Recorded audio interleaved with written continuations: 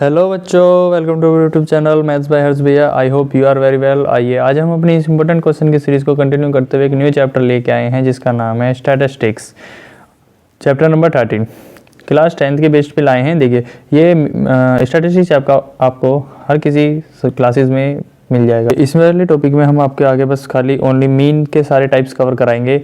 इससे next video जाएगी, उसमें हम आपको मीडियन के बारे में बताएंगे और उससे नेक्स्ट वीडियो में हम आपको बताएंगे इसमें मोड के बारे में और मिक्स्ड क्वेश्चन के साथ। ठीक है, इस पूरी सीरीज़ को हम स्टैटिस्टिक्स की एक सीरीज प्लेलिस्ट बनाएंगे, उसमें हम आपको 3 से 4 वीडियो प्रोवाइड कराएंगे जिसमें हम आपको सारे टाइप्स कवर करा देंगे, मीन के भी, मीडियन के भी और मोड के भी, और डिफरेंट टाइप्स के जो क्वेश्चन आते हैं बिलो अबव वाले वो सब आपको प्रोवाइड होंगे इस चैनल पे। इसलिए चैनल को सब्सक्राइब कर लेना, बेल आइकन ऑन करना ना भूलना।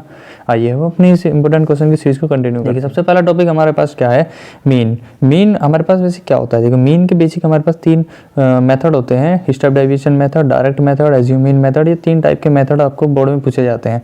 इनमें से किसी भी मेथड से आपको बोर्ड में पूछ लेगा। इन तीनों मेथड्स को हम आपको इस वीडियो में आज कवर करेंगे। इससे पहले हम आपको थोड़ा सा मीन के बारे में बता देते हैं। जैसे आपने छोटी क्लासेस में पढ़ रखा होगा मीन होता क्या है। मीन का मीन्स होता है एवरेज, किसी भी चीज़ का एवरेज नंबर आप कैसे फाइंड आउट करते हैं। कोई भी आपके पास कलेक्टिव डाटा है, अगर आपको उसका मीन निकालने के लिए बोला है, इसका मतलब आपको उसका एवरेज निकालना है। ठीक, आइए अब इसका फॉर्मूला देखते हैं। देखिए मीन हमारे पास जो साधारण सिंपल जो क्वेश्चन आता है आपके पास वन लाइनर, उसके लिए आप क्या लगाते हो, फॉर्मूला होता है मीन का सम ऑफ ऑब्जर्वेशन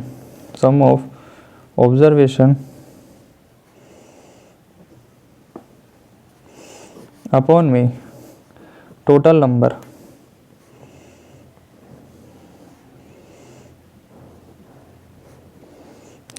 ऑफ ऑब्जर्वेशंस। देखिए जितनी हमारे पास ऑब्जर्वेशंस होती हैं उन सब का सम्स अपॉन में टोटल नंबर ऑफ ऑब्जर्वेशन, ये हमारे पास मीन होता है। अब मीन के हमारे पास कितने मेथड हैं, 3 मेथड है, direct method, assumed mean method, step deviation method. इन तीनों को स्टेप बाय स्टेप कवर करेंगे। ठीक है, आइए सबसे पहले हम वन लाइनर सवाल देखते हैं जो आपको क्लास 8th 9th में पूछा जाता था मीन का। देखिए दोस्तों, हमारे पास मीन का जनरल फॉर्मूला ये होता है कि हम इसको x बार से रिप्रेजेंट करते हैं, समीशन xi अपॉन में n। ये समीशन क्या होता है, देखिए सबसे पहले हम इस समीशन के बारे में पढ़ लेते हैं। ये समीशन xi का मतलब क्या है कि हमारे पास nth टर्म तक, मतलब हमारे पास कोई नंबर है जैसे कि xf, x1 है, x अगर हम समीशन को खोलेंगे तो हमारे पास नंबर आएगा x1, x2, x3, x4 और ऐसे ही चलता रहेगा। इनका सम सबका xn तक, इसका मतलब होता है इसका इन सब का सम, टोटल सम। इसके लिए हम लगाते हैं इस वर्ड को, समीशन को। ठीक है, जिसको हम बोल देते हैं सिग्मा। देखिए ग्रीक भाषा में इस वर्ड का, इस सिंबल का मतलब होता है सिग्मा। और इसको अगर हम इसको बोलें अपनी इस स्टैटिस्टिक्स के चैप्टर की भाषा में, इसका मतलब होता है, इसमें मीन चैप्टर में अगर बोलें तो इसका मतलब होता है समीशन। जो मैं अब आपको बता रहा था इसका मतलब होता है समीशन। समीशन क्या होता है हमारे पास, समीशन ये होता है, ये जो हमारे पास ये सिंबल है, मतलब इन सब का सम, ये इसे बोलते हैं हम समीशन। ठीक है, और एन क्या है, नंबर ऑफ आर्टिकल, जितने टोटल नंबर है। अब देखिए इसके बेस पे एक न्यूमेरिकल देखते हैं, उससे आपको समझ में आ जाएगा। जैसे हमारे पास सिंपल मीन निकालने के लिए क्वेश्चन आया है कि ये आपके पास डाटा है, ठीक है, इसका आपको मीन निकाल के बताइए। तो आप कैसे मीन निकालेंगे, देखिए अभी हमने फॉर्मूला बताया कि फॉर्मूला क्या होता है, xi बराबर में समीशन, मतलब इन सब का sum, total sum of observations upon में टोटल नंबर ऑफ ऑब्जर्वेशन। तो इन सब का सम कीजिए, तो 2 + 4 + 3 + 5 + 1, और नंबर कितने अभी ना काउंट कीजिए, 1 2 3 4 5। तो टोटल नंबर कितने हैं, ये 5 है। तो ये आपके पास क्या हो जाएगा, इसका मीन हो जाएगा। इन सबको ऐड करेंगे कितना हो जाएगा, जैसे हमारे पास ये हो जाएगा 5 और 3 8 और 9 और 4 2 9 और 11 11 और 4 15, ये हमारे पास 15 हो गए टोटल सम, अपॉन 5 से डिवाइड। तो 5 से जब इसे डिवाइड करेंगे तो हमारे पास मीन कितना आ जाएगा, xi की वैल्यू आ गई, x की वैल्यू आ गई हमारे पास 5 3, या ये 3 से कैंसिल आउट हो गए, तो ये हो गया इसका मीन। ठीक, ये इजी स्टेप होता है जो 1 नंबर्स में आता है, आपको क्लास 9th में या फिर 7th से छोटी छोटी क्लासेस में आता है, पर ये आपको 10th में देखने के लिए नहीं मिलेगा, क्योंकि आपको 10th में जो मीन के हैं, 10th में आपके पास ये 3 मेथड आ चुके हैं, direct method, assumed mean method, step deviation. अब हम सीधा इस पे आते हैं। इससे पहले हम आपको मीन के बारे में बता रहे थे। आइए देखिए दोस्तों, हमारे पास ये क्वेश्चन है क्वेश्चन हमें ये हमने लिया है डायरेक्ट मेथड से सॉल्व करने के लिए, ठीक है। ये हमारे पास क्वेश्चन बोल रहा है class teachers has the following absent record of the 40 student of a class for the whole term, find the mean the number of the days of the student was absent।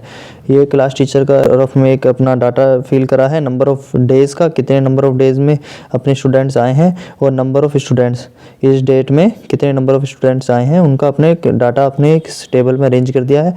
इसका आपको mean निकाल के बताना है direct method से कितना आएगा solve करके, ठीक है। Total number of student record में कितने थे, 40 टोटल नंबर ऑफ स्टूडेंट आपके क्लास में, ठीक है। आइए अब इस टेबल का डायग्राम बनाते हैं, सॉल्व करके दिखाते हैं डायरेक्ट मेथड से कैसे सॉल्व होगा। भाई दोस्तों अब देखिए इस क्वेश्चन का हम आपका डायरेक्ट मेथड से मीन निकालना सिखाते हैं। देखिए ये हमारे पास क्वेश्चन दे रखा था, फ्रीक्वेंसी बोल रखी थी इसने हमें कितनी थी 11, और हमारे पास ये कितना था 10, ये 7, ये 4, ये भी 4 था, ये 3, ये 1। देखिए जो हमारे पास नंबर ऑफ डेज होते हैं इन्हें बोलते हैं हम क्यों क्लास इंटरवल। ये हमारे पास क्लास इंटरवल होती है, इसको हम इस लाइन में हमने रिप्रेजेंट कर दिया। जो हमारे पास नंबर ऑफ स्टूडेंट्स हैं, जो हमारे पास नीचे हमें डाटा दे रखा है स्टूडेंट्स का, ये हम बोलते हैं फ्रीक्वेंसी, जिसको हम एफ आई से डिनोट करते हैं। फ्रीक्वेंसी को एफ आई से डिनोट करते हैं, नंबर ऑफ डेज को क्लास इंटरवल आई सी से डिनोट करते हैं, सी आई से।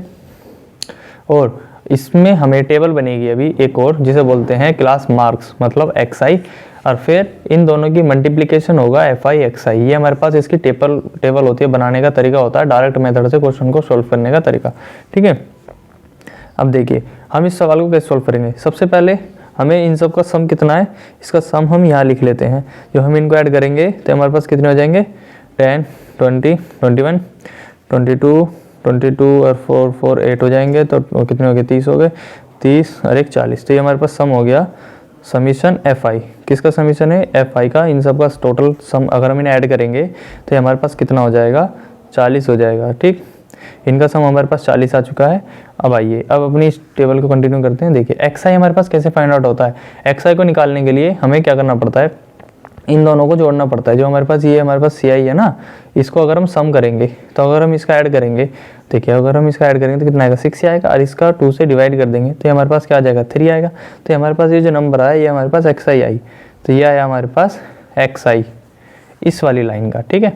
अब इसका निकालेंगे, ऐसे सब का निकालना है हमको। तो 6 और 10 कितने हो जाएंगे भाई, इन दोनों को अगर हम ऐड करेंगे तो हमारे पास कितना हो जाएगा 6 को और 10 को ऐड करेंगे तो हमारे पास कितना हो जाएगा 16 हो जाएगा। तो 16 को 2 से डिवाइड करेंगे तो हमारे पास नंबर क्या आएगा 8 आएगा, 2 8 जा 16 हो गए। तो यहाँ हमारे पास आया एक्स आएगा सेकेंड नंबर, ठीक। अब थर्ड निकालते हैं, अब इन दोनों को ऐड करते हैं तो हमारे पास कितने हो जाएंगे, इनको डायरेक्ट ऐड कर देते हैं 24 हो जाएगा। 24 को 2 से डिवाइड करेंगे तो हमारे पास यहाँ पे कितना आएगा 12 आएगा, तो यहाँ 12 लिख देते हैं, ठीक। ऐसी जब हम इन सबका सम करेंगे तो हमारे पास कितने हो जाएगा 20 है, और ये हमारे पास हो जाएगा 34। 34 का अगर हम हाफ करेंगे तो डायरेक्ट कर लेते हैं, 34 का हाफ जब करेंगे हमारे पास कितना आएगा 17 आ जाएगा, ठीक है। और यहाँ पे कितने हमारे पास 20 और 28, तो कितना हो जाएगा हमारे पास हो जाएगा ये 48। 48 का अगर हम हाफ करेंगे तो कितना हो जाएगा हमारे पास 24, ठीक। और यहाँ पे हमारे पास कितने हैं 38, 28 और 32। जब इनको ऐड करेंगे तो कितना हो जाएगा हमारे पास, ये हो जाएगा हमारे पास 66, ठीक है। जब हम इनको ऐड करेंगे तो इसको डिवाइड करेंगे तो कितना हो जाएगा 33, और ये जब हम इनको ऐड करेंगे तो यहाँ पे हमारे पास आ जाएगा 39, ठीक है। इन दोनों को सम करके 2 से डिवाइड कर देंगे तो 39 आ जाएगा। तो ये हमारे पास आ गया एक्स आई, ठीक। कैसे निकाला, ये जो हमारे पास सी आई था इनका सम करा 2 से डिवाइड कर दिया, इनका मतलब मीन निकाल दिया इन सबका अपना अपना, ठीक है, इंडिविजुअल करा। तो हमारे पास आ गए एक्स आई के टर्म में हमने लिख दिए। अब हमें क्या करना है एफ आई और एक्स आई की मल्टीप्लाई। ये हमारे पास अगली जो टेबल रो बन रही है इसको क्या बोलते हैं एफ आई और एक्स आई। इसमें हमें इन सबको मल्टीप्लाई करके लिख देना है। तो जो हम इसकी इसमें मल्टीप्लाई करेंगे तो कितना हो जाएगा हमारे पास, जब इन दोनों की मल्टीप्लाई करेंगे 33। ऐसे ही जब हम इन दोनों की मल्टीप्लाई करेंगे भाई एफ आई और एक्स आई की मल्टीप्लाई करेंगे ना, तो हमारे पास 8 में 10 की मल्टीप्लाई करेंगे कितना हो जाएगा 80 हो जाएगा। ऐसे हमें सबकी मल्टीप्लाई करनी है, ठीक। अब मल्टीप्लाई कर करके यहाँ लिखना है। तो 12 7 जा कितने होते हैं 84 होते हैं, ठीक।